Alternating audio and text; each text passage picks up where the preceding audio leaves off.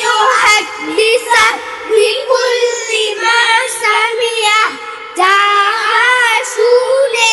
তাহাই বলিতে থাকা কোন ব্যক্তি মিথ্যাবাদী